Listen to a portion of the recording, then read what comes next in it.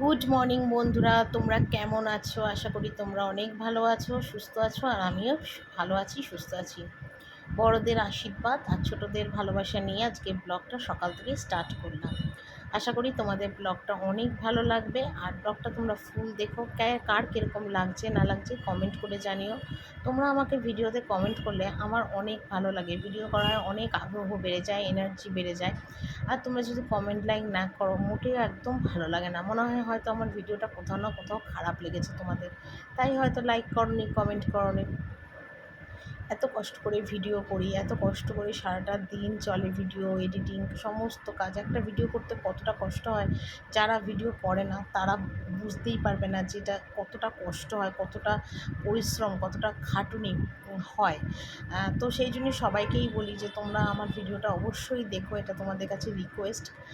আর আমাকে তোমরা সাপোর্ট অনেক করেছো, নিশ্চয়ই অনেক সাপোর্ট করেছো, যার জন্য এতটা দূরে আমি আসতে পেরেছি।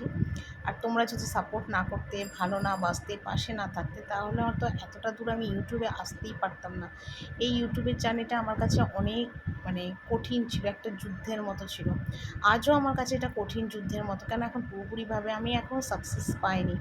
আর তোমরা আমার পাশে থাকলে নিশ্চয়ই সেই সফলতা আমি একদিন না একদিন অর্জন করতে পারবো, এটা আমার বিশ্বাস। আর আমি সবসময় মনে করি সৎ পথে থাকলে, সৎভাবে চললে জীবনে একদিন না একদিন ঠিক সফলতা পাওয়া যায়, এটা আমার বিশ্বাস মনে। আর মানুষকে কোনো দিন ঠকালে, মানুষকে ভালো না বাসলে তাদের জীবনে কোনো দিন উন্নতি হয় না। আমি সেরম মানুষ নই, আমি সেটা করিও না। আমি যেরম আমি সেরমই থাকতে চাই। তো যাকে সকালবেলা এত কথা তোমাদের আর বলবো না, শুধু একটা কথাই বলবো, তোমরা আমাকে অনেক করে সাপোর্ট করো আর আমার ভিডিওটা তোমরা ফুল ওয়াচ করো। কারণ তোমরা যদি আমার ভিডিওটা ফুল ওয়াচ না করো না, তাহলে অনেক অসুবিধা হয় গো, চ্যানেলের অনেক অসুবিধা হয়। কারণ তোমাদের এই একটা ভিডিওর ওপরে নির্ভর করে আমার অনেক কিছু। তো সেই জন্যই তোমাদের না মাঝে মাঝে আমি এই কথাটা বলি। হয়তো তোমরা ভাবো যে আমি কেন রোজ এক কথা বলি, বলতে হয় গো, আর তোমাদের বলবো না তো কাকে বলবো? তোমরাই তো আমার পরিবার, তাই না? তোমরা আমাকে ভালো যারা যারা বেসেছো, তারা আমাকে এতটা করে সাপোর্ট করেছো, আমার ভিডিও তোমরা দেখো। তো সেই জন্য তোমাদের বলবো না তো কাদের বলবো বলো? তো সেই জন্যই কথাটা বললাম, তোমরা অবশ্যই আমার ভিডিওটা ফুল দেখো, ওয়াচ করো, এইটুকুনি তোমাদের কাছে চাই। আর ওদিকে দেখো সকালে একদম ফ্রেশ হয়ে বাসি জামাকাপড় ছেড়ে নিয়ে সকালে যে কাজটা নিত্য দিনের, সেই কাজটা শুরু করলাম। আর এখানে দেখো আয়নায় এখন মুখের মধ্যে ক্রিমটা লাগাচ্ছি, যেটা আমি রোজ লাগাই, সেটাই আমার রোজকার কাজ আর কি। তো আজকে আবার আয়নায় মুখ দেখতে দেখতে লাগাচ্ছি, রোজ অন্য জায়গায় দাঁড়িয়েই ক্রিম লাগাই। কেন আমার না কোনো ঠিক নেই, যখন যেখানে যেরকম সুযোগ পাই সেখানেই ক্যামেরা অন করে দিই। আসল কথা কী বলো তো, আমার আবার ক্যামেরা স্ট্যান্ড নেই, তো তার জন্য আমার এতটাই অসুবিধা হয় গো, অন্য কোনো কিছু না। তো এখানে দেখো ক্রিম লাগালাম, তারপর এখন আবার একটুখানি আমি জল খাবো। এই সব টুকটাক কাজ যেগুলো সকালবেলার খুঁটিনাটি কাজগুলো সব কিছুই তোমাদের কাছে আমি শেয়ার করি। আর ভিডিওটা তোমাদের নিশ্চয়ই ভালো লাগবে, সারাদিন তোমরা ফুল ওয়াচ করো, দেখো, এটাই তোমাদের কাছে আমার রিকোয়েস্ট। আর একটা হাউসওয়াইফ কী না করতে পারে, সব কিছু করতে পারে। একটা মেয়ে যেমন সব কিছু করতে পারে, তেমনি একজন মেয়ে থেকে একজন মানে মেয়ে থেকেই একজন সবাই গৃহিণী হয়, গৃহবধূ হয়, তারাও সব কিছু করতে পারে। আর এখানে দেখো সোজা আমি বাজার হাট কী করেছে সেটাই তোমাদের কাছে আর কি দেখিয়ে দিলাম। তো সকালবেলায় কিন্তু রান্নাঘরে এসে চা টা খাওয়া কমপ্লিট, চা টা খেয়ে আবার ভিডিওটা অন করলাম। আর এখানে নিয়ে এসে দেখো কাতলা মাছ, যেটা আমি নুন হলুদ দিয়ে মাখাচ্ছি। মাছটা ধুয়ে নিয়েছি, এদিকে মুসুর ডাল ভিজিয়ে রেখেছি, মুসুর ডাল হবে। আর যেটা আমার কমন রোজকার, মুসুর ডাল আর মাছের ঝোল, এটা আমার কমন, এটা হবেই আমাদের বাড়িতে। আর আমাদের বাড়িতে না কাতলা মাছটাই না বেশি খায় সবাই, কারণ কি বলো তো, অন্য কোনো মাছ কে জানি কেন কেউ না খেতে চায় না, তার জন্য না আমার এই সমস্যাটা, আর কিছু না। তো মাছের ঝোলটা আজকে প্লেনই করবো আর কি, বিশেষ কোনো রিচ বা এইভাবে করবো না। তো এখানে দিয়েছিলাম আলু আর ওই 2-4টের মতন পটল, জাস্ট একটু স্বাদ ওঠার জন্য, আর কিছু না। তো এখানে দেখো যেরকম কালো জিরে ফোড়ন দিই, জিরে, হলুদ, নুন, আর দিয়েছি 2-4টে বড়ি, এই দিয়েই আজকের মাছের ঝোলটা করছি। আর এদিকেই দেখো ডালটা বসিয়ে দিয়েছি, ইন্ডাকশন ওভেনে ডালটা সিদ্ধ হচ্ছে। আর ইন্ডাকশন ওভেনটা অনেক দিন ধরেই নেই, তার জন্য খুব অসুবিধা হচ্ছে, তার জন্য গ্যাসেই এখন ডাল ভাত সব কিছু করতে হচ্ছে। তো এখানে 4 জনের 4টে মাছ ঝোল করছি, কারণ ভাগ্নির মাছ ভাজা আর ছেলের মাছ ভাজাটা দুটো 4টে আমি তুলে রেখেছি। তো ওরা ডাল আর মাছ ভাজা দিয়ে খাবে। তো এখানে দেখো কাঁচা লঙ্কা ছিঁড়েছিলাম, আর কাঁচা লঙ্কা ছিঁড়ে মাছের ঝোল করলে না একটা আলাদা ফ্লেভার হয় গো, আর একটা আলাদা টেস্ট হয়, দারুণ লাগে। আর বড়ি আলু দিয়ে মাছের ঝোল করলে আমার না সত্যি আর কিচ্ছু লাগে না, পাতলা করে বড়ি আলু দিয়ে মাছের ঝোল দারুণ লাগে খেতে। তো এই ঝোলটা আমার বাড়ির সবাই অনেক খেতে ভালোবাসে। আর এদিকে কেটেছি দেখো পটল আলুর একটা রসা মতো হবে, আর হবে বেগুন ভাজা। তো এটা ডাল দিয়ে খাওয়ার, আর ছেলেও বেগুন ভাজা ভালোবাসে। তবে কী বলতো, বেগুনের আবার স্বাদ হতে হবে, বেগুনের যদি স্বাদ না হয় আমার ছেলে কিন্তু মুখেও তুলবে না বেগুন ভাজা। আমার ছেলে কিন্তু মানে খাওয়ার এদিক ওদিক ওটা চলবে না, ওকে ভালো মতো সুন্দরভাবে গুছিয়ে খেতে দিতে হবে। মানে জামাইদের যেরকম যত্ন করে সুন্দরভাবে গুছিয়ে খেতে দিতে হবে সেরকম। আর আমার ছেলের একটা জিনিস কী বলতো, এক এক দিন এক এক রকম খাবে, মানে একটা খাবার রোজ রোজ কিন্তু ও একদমই খাবে না। রান্না হয়ে গেছে আমার, এখানে দেখো মাছ ভাজা রেখেছি, ভাত আলু সিদ্ধ, এখানে করেছি দেখো ডাল সিদ্ধ, এখানে করেছি পটল আলু দিয়ে মাছের ঝোল, আর এখানে দেখো করেছি পটল আলুর রসা, ঠিক আছে। আর এখানে করেছি দেখো বেগুন ভাজা। এই হলো আজকে আমার রান্না। তো একবারে রান্নাবান্না কমপ্লিট করে গ্যাস মুছি, যেটা আমার প্রতিদিনের কাজ। আর একটা গৃহিণী মানুষ বলো বা একটা হাউসওয়াইফ বলো, সারা দিন অক্লান্ত পরিশ্রম করে অক্লান্ত কাজ করতে পারে বলেই তারা একটা সুন্দর মানে হাউসওয়াইফ, একজন সুন্দর কর্মঠ গৃহিণী হতে পারে, আমি অন্তত মনে করি। অনেকেই আছে হয়তো গুছিয়ে সেইভাবে করতে পারে না, কিন্তু আমার মতো অনেকে আছে যারা অনেক সুন্দরভাবে গুছিয়ে সংসার করে, গুছিয়ে সব কিছু করে। আমিও সবসময় চেষ্টা করি সেইভাবে করা। হয়তো আমার থেকে অনেক ভালো গৃহিণীরা আছে যারা আরও সুন্দরভাবে গুছিয়ে কাজ করে। তো আমি অতটা নিজেকে নিয়ে কখনোই অহংকার বড়াই করি না। কিন্তু একটা ঠিক কথা, যে সারাদিন অক্লান্ত পরিশ্রম করলেই যে গৃহিণী হওয়া যায় তা না, কাজের মতন কাজ করতে হবে। আমিও না সবসময় সেটাই চেষ্টা করি, যাতে আমি ভালোভাবে সমস্ত কিছু কাজকর্ম করতে পারি।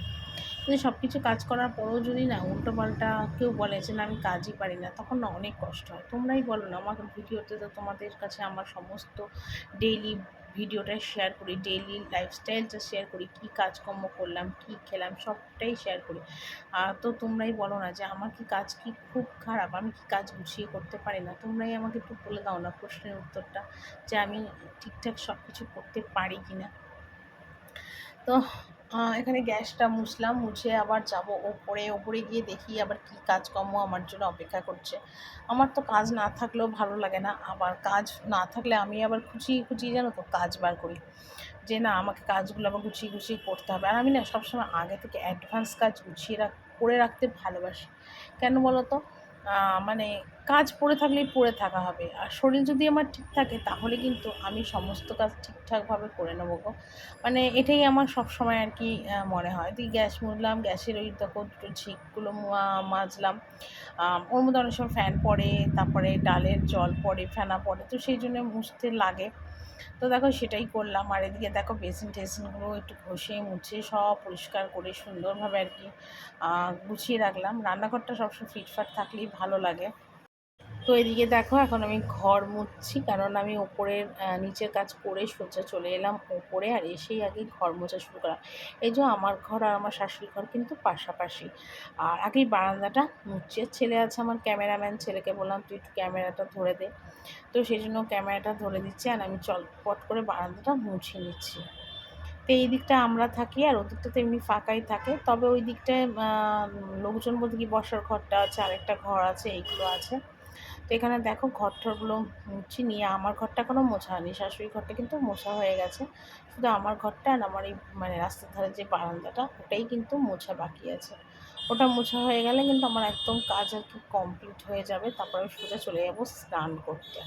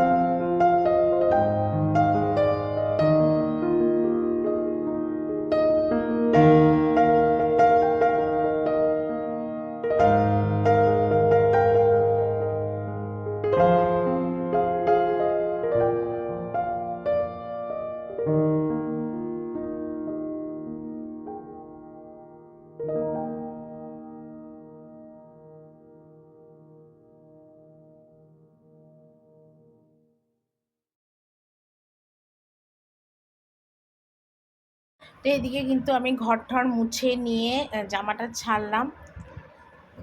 ছাড়লাম, ঘরটা মুছে নিয়ে আর জামা ছেড়ে সোজা এলাম ঠাকুর ঘরে। কালকে ঠাকুর ঘরের সমস্ত যে কাজকর্মগুলো করেছিলাম, জামা কাপড় যেগুলো সমস্ত বের করা ছিল, তো সেগুলোই সমস্ত আজকে কাচবো। আর ঠাকুর ঘরে অনেক বাসনও বেরিয়েছে আজকে, তো যেগুলো কালকে সমস্ত ঝাড়াঝাড়ির পরে নোংরা হয়েছিল বাসন টাসন, সেগুলো কিন্তু সমস্ত বার করে মানে মাজবো, বার করে দিয়েছিলাম। আর ঘর তো কালকেই ঝাড়া হয়ে গেছিলো, ঠাকুরঘর। বারান্দাটা আমার ঝাড়া একটু বাকি ছিল, তো সেই বারান্দাটাই দেখো একটু ঝেড়ে নিচ্ছি। মানে ঠাকুরঘরের কাজটা পুজোর আগেই পুরোটা কমপ্লিট করে দিলাম আজকে। এবার আমার কাজ কমপ্লিট। এরপরে যেটা কাজ আছে ঠাকুরকে শাড়ি পরানোর, যেটা তোমাদের দাদাভাই আর আমার শাশুড়ি পরাবে সখীদের আর ঠাকুরকে, মানে ঠিক আছে, মাকে আর কি শাড়িটা পরাবে, সেটাই বাকি আছে। আমার যেটা করণীয় কাজ প্রতি বছরের, সেটা কিন্তু আমি কমপ্লিট করে দিলাম। তো ঘরটা ঝাড়বো, ঝেড়ে বাসন মাজবো, তারপর আছে জামা কাপড় প্রচুর, যেগুলো সমস্ত ছাড়ানো হয়েছে, সেগুলোই করব। তো চান তো করে নিই, গা টা ধুয়ে নাইটিটা চেঞ্জ করে চলে এলাম, কেন ওই যে ঘরটার মোছার জামা কাপড়ে তো আর ঠাকুর ঘরে আসতে পারবো না, তাই নাইটিটা চেঞ্জ করে এলাম। তো বেরিয়েছে তো অনেকগুলো জামা কাপড়, সেটা প্রচণ্ড রোদ, দেখো বারান্দায় কী রোদ উঠেছে, আর কি বারান্দায় রোদ আসছে, এত গরমে আজকে কষ্ট হচ্ছিলো। কিন্তু একবার ভেবেছিলাম করবো না, কিন্তু চিন্তা করলাম যে না, আমাকে কিন্তু আজকেই কাজগুলো কমপ্লিট করে দিতে হবে, কখন কোনো অসুবিধা হয়। তখন শুনছিলাম বৃষ্টি আসবে, নিম্নচাপ হবে, তার মধ্যে ঠাকুরঘরের বাসনগুলো সব আবার মেঝেতে রয়েছে, জল ঢুকে গেলেই তো গেল। এর আগেরবারও বাসন মেজেছিলাম আগুনে পুড়িয়ে, তারপরে বাসন মেজেছিলাম। তো সেই চিন্তা করে ভাবলাম চলো আজকে এই বাসন টাসন মেজে ঠাকুর ঘরের কাজটা কমপ্লিট করি। সারাদিনই সংসারের সমস্ত কাজ করে, ঠাকুর ঘরের কাজ, সংসারের কাজ কীভাবে সব কিছু সামলাই দেখলে তো। ওদিকে ঠাকুর ঘরে কিন্তু আমার মানে চলে এসছে শাশুড়ি পুজোতে, আর ছেলে এখনও আসেনি, ছেলে স্নান করে আসবে। আর আমি এটাকে তাড়াতাড়ি করে এই বাসনগুলো মাজছি। আর শাশুড়ি যেন কী বলছিল, আমি ওনার সাথে কথা বলছিলাম আর কাজগুলো করছিলাম। এসে দেখছি ঠাকুরঘরে সাবান নেই, ঠাকুরঘরে সাবান বাসন মাজি আমি ভিমবার দিয়ে নিই। তারপর কী করব, তারপরে ঠাকুরঘরেতেই ছাই রাখা রয়েছে, সেই ছাই আর লিকুইড সার্ফ দিয়ে বাসনটা মাজছি। তো তার জন্য আজকে না বাসনগুলো ভীষণ আঠা হয়েছে, অনেকদিন তো আবার মাজি না বাসন, সেই জন্য বাসনগুলো প্রচণ্ড ময়লা নোংরা হয়েছে। তো যাকগে, সারাদিন ধরে তো কাজ আর কাজ, একটা গৃহিণীদের সত্যি কথা সারাদিন প্রচুরই কাজ থাকে, তার কাজের কোনো হিসাব থাকে না। আমারও সেরকমই, আমিও কোনো সময় সংসারের কাজ হিসাব করে করি না, কোনো সময়তেই সংসারের কাজ হিসাব করে করি না। ভালোবাসি, করতে হবে, আমি করি, ব্যাস এইটুকুনি। যা করি আমি মন থেকেই করি, সংসারের জন্যে ভালোবেসে করি, এটাই আমার সবথেকে বড় জিনিস। মন থেকে করি, আমি যার জন্যে যেটুকুনি করি সব কিছুই আমি মন থেকে করি গো। তো এটাই হলো কথা। আর এদিকে দেখো বাসন টাসনগুলো সব মাজার পরে আবার জামা কাপড়ও আছে পুরো এক গামলা, সেগুলোকে ভেজাবো, ভিজিয়ে আবার কাচবো, মানে সত্যি কথা মেলা কাজ মেলা কাজ। মানে এরপরে যাব স্নান করতে, স্নান করে তারপরে আর কি শেষ কাজ। তো এখানে দেখো গামলা ভরে জামা কাপড় ভিজিয়েছি, আর এদিকে দেখো বালতি ভরে সব আলাদা আলাদা করে জামা কাপড়গুলো সব ভিজিয়েছি। এবার এগুলোকে আমি আবার কাচতে বসবো, ঠিক আছে।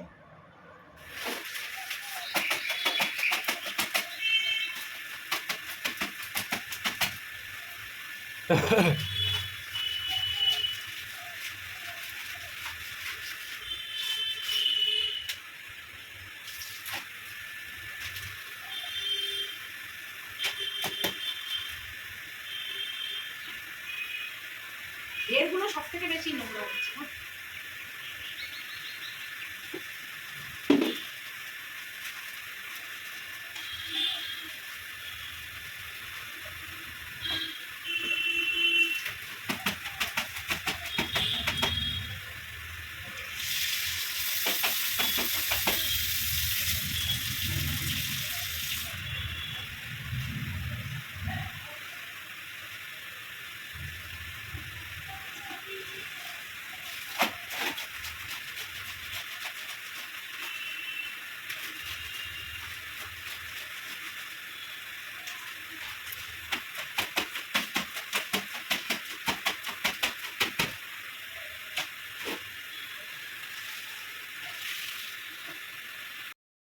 তো আর এদিকে দেখো চান টান তো এখনো হয়নি, আর এদিকে দেখো পুরো নাইটি আমার ভিজে গেছে, সমস্ত জামা কাপড় এখন এই ঘরের বারান্দা দিয়ে মেলবো।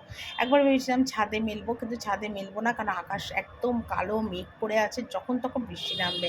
আর জামা কাপড়গুলো এত কেচেছি কষ্ট করে, সমস্ত যাবে ভিজে, শুকোবে তো নাই। তো বেশিরভাগই ঠাকুর ঘরের জামা কাপড় যদি আমি কাচি ছাদে মেলি, যদি রোদ থাকে, আর যদি না থাকে তাহলে এই দিকের বারান্দাটাতে মেলি। তার আগে কিন্তু এই বারান্দায় 2-3 বালতি জল দিয়ে আমি ধুয়ে দিয়েছি, ধুয়ে দিয়ে তারপর কিন্তু ঠাকুর ঘরের জামা কাপড়গুলো মেলছি। কেন বলো তো? কারণ ওরা বারান্দার মধ্যে সবাই হাঁটাহাঁটি করে, আর সেই মধ্যে যদি ঠাকুর ঘরের জামা কাপড়গুলো পরে, তাহলে ঠাকুরের জামা কাপড় পরা জামা কাপড় লোকের পায়ের ছাপের মধ্যে পড়বে, একটা বিচ্ছিরি না, ওরকম পরাতেও নেই ঠাকুরকে। তো সেই জন্য আগে থেকে বারান্দাটা ধুলাম, ধুয়ে নিয়ে তারপর এখন দেখো সমস্ত জামা কাপড়গুলো মেলছি। আর ওদিকে এইগুলো করব, করে তারপর যাব স্নান করতে। আর ননদদের জামা কাপড় এই বারান্দায় মেলা হয়, তো ননদকেও আবার না করে দিলাম যে তুমি কিন্তু আজকে আর কোনো জামা কাপড় মেলো না, কারণ আমি সমস্ত ঠাকুর ঘরের জামা কাপড় মেলছি। কালকে হয়তো শুকিয়ে যদি যায় কালকে সকালেই তুলে নেবো, আর নয়তো কিন্তু আবার এগুলোকে তুলবো, রাতেও তুলতে পারি যদি শুকিয়ে যায়, আর যদি না শুকায় তো একেবারে কাল সকালবেলা তুলবো। তো এটা আবার বলেও দিলাম। আর এখানে দেখো প্রচুর জামাকাপড় সব আলাদা আলাদা করে একটা একটা করে সব মেরে দিচ্ছি। তবে হ্যাঁ, যতই মেঘলা হোক না কেন, অল্প বিস্তর বৃষ্টি হোক না কেন, কিন্তু তবু কিন্তু মানে প্রচণ্ড রোদ, প্রচণ্ড রোদ। ওইদিকে দেখো আমার ননদ আবার এসছে চুপি মারতে, মানে আমি কি মেলছি না মেলছি সেগুলো আর কি বলতে। তোমরা অনেকেই আমার ননদকে আবার দেখতে চাও, তো দেখো ননদকে আবার তোমরা আমার ননদকে দেখতে পারো, যে আমার ননদও, আমার বর আর আমার ননদ না একই রকম দেখতে দুজনে। মানে আমার বরের থেকে ননদ একটু ফর্সা বেশি, কিন্তু আমার ননদ মানে মানে ননদ আর বরকে দুজনকেই একরকম দেখতে। তো আর এখানে সমস্ত দেখো জামা কাপড়গুলো ঝপাঝপ আর কি মেলে নিচ্ছি, মেলে নিলে কমপ্লিট। তো এদিকে দেখো স্নান করে এলাম, করে এসে দেখো এখন কিছু জামা কাপড় ছিল কাচলাম। আমার মানে ঘরের জামা কাপড় আর কি, বিছানার চাদর, তারপরে ধরো আমার রোজকার পরনীয় জামা কাপড়, সেগুলো সমস্ত ছিল। তো সেগুলোই দেখো এখন কাচলাম, কেচে সোজা এগুলো এখন বারান্দায় মেলছি। এখনও চুল টুল আসানো, সিঁদুর পরা কিছুই করিনি, এগুলো আবার করবো আর কি, মানে এটা করে নিয়ে করবো। আর শরীরটা জাস্ট ভীষণ ক্লান্ত হয়ে গেছে, আর যেন আমি শরীর চলছে না, সকাল থেকে উঠে এক নাগাড়ে একভাবে কীভাবে যে আমি কাজ করি আমি নিজেই হয়তো জানি না, ভগবানই হয়তো আমাকে শক্তি দেয় এইভাবে কাজ করার জন্যে। এত এনার্জি নিয়ে এত ভাবে কীভাবে যে কাজ করি সত্যিই জানি না। তো যাকে আজকে সারাদিনে অনেকই হলো, সংসার সামলালাম, কাজ সামলালাম, তারপর ওদিকে ঠাকুর ঘরের কাজগুলো সামলালাম, সবটাই একা হাতেই করলাম। তো জানি না কীভাবে করলাম। তো ঠিক আছে, জামা কাপড় এখন মেলে দিলে চুল আঁচড়াবো, সিঁদুর পরবো। চলো বন্ধুরা, আজকের ভিডিওটা এখানেই শেষ করছি। কালকে একটা সুন্দর আর নতুন ব্লগ নিয়ে চলে আসবো। টাটা।